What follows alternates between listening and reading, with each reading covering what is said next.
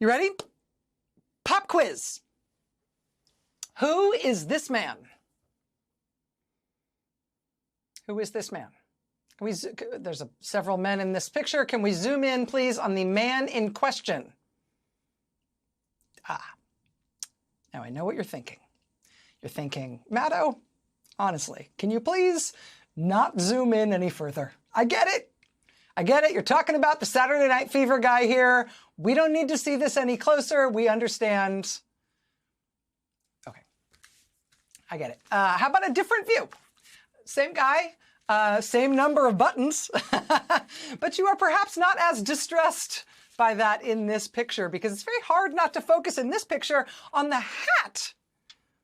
And actually this one, it gets worse if you zoom out rather than zoom in. Somehow the hat actually gets worse and more alarming when you see it in a broader context. I mean, usually getting closer makes things worse, but in this case, something about the hat and maybe the shoes, I don't know, maybe just the contrast with the normal person standing next to him, I don't know.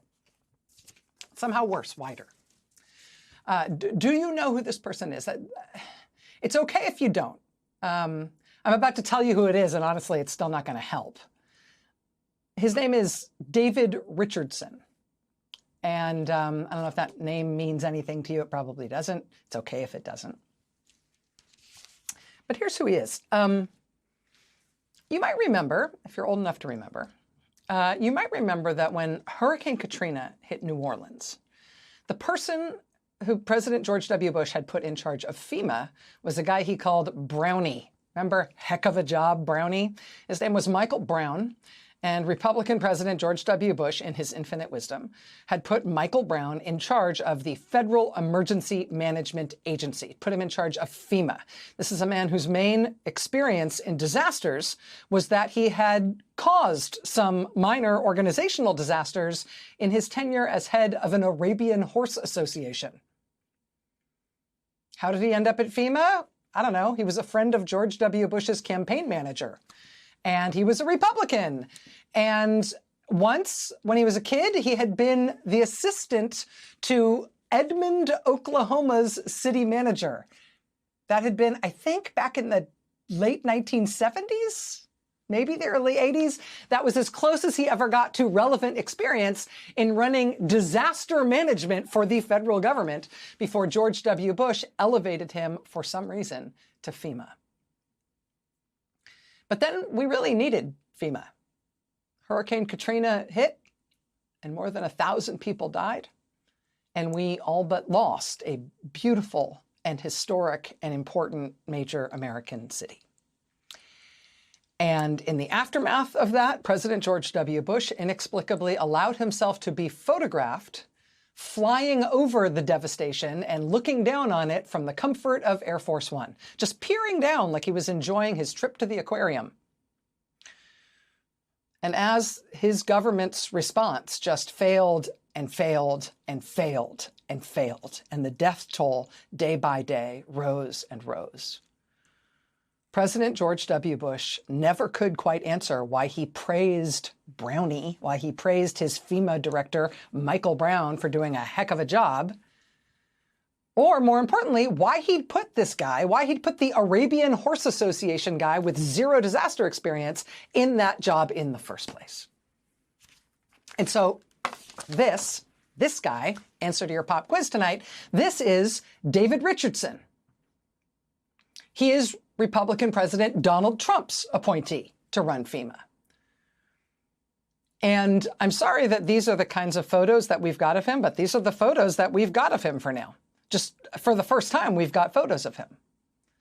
Because the Guadalupe River in central Texas burst its banks and rose more than 20 feet in an hour in the overnight hours, the night of Thursday, July 3rd. And all of those people died, and all of those kids died. And we did not see the guy running FEMA for Donald Trump when that happened. And then it was, July 4th the next day, and we didn't see anybody from FEMA. And then it was July 5th, and we didn't see him from FEMA. And then it was July 6th, and we didn't see him from FEMA.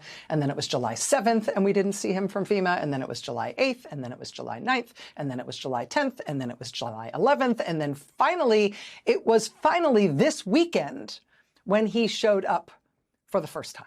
The first time anybody had seen hide or hair of President Donald Trump's man running FEMA after one of the biggest floods in this country in decades was this weekend when he finally showed up, and this is him.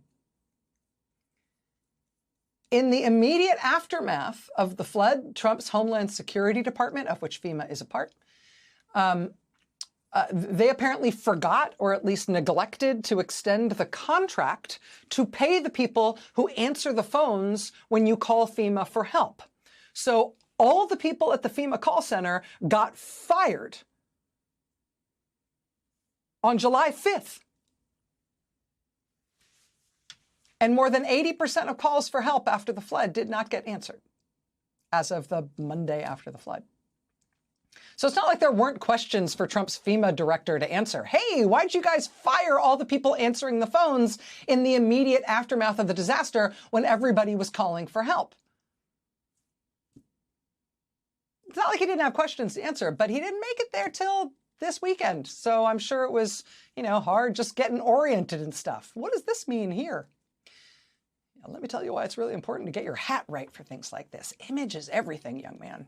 You definitely don't want to make the kinds of insensitive mistakes that other people have very famously made after disasters like this in our country. So make sure you don't make any of these exact same mistakes.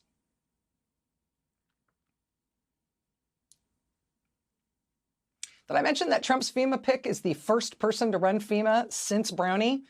Who has no disaster response or emergency management experience at all. He did remember that great photo of George W. Bush, though, and made sure to take pains to replicate it exactly this weekend.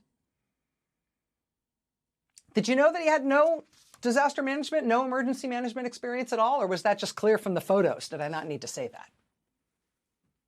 I mean, if you knew anything about this person before, if you knew anything before about who it was that Donald Trump put in charge of emergency management for the American government, it was probably headlines like these after he told FEMA staff that he was unaware that there was such thing as a hurricane season. The White House tried to say that was all just a big misunderstanding. Of course, he must have been joking. But now at least we have something else to picture. Now we know what he looks like. So when you think of the Donald Trump presidency and what it looks like for them to be in charge of really, really, really important parts of the government, now at least you can picture this.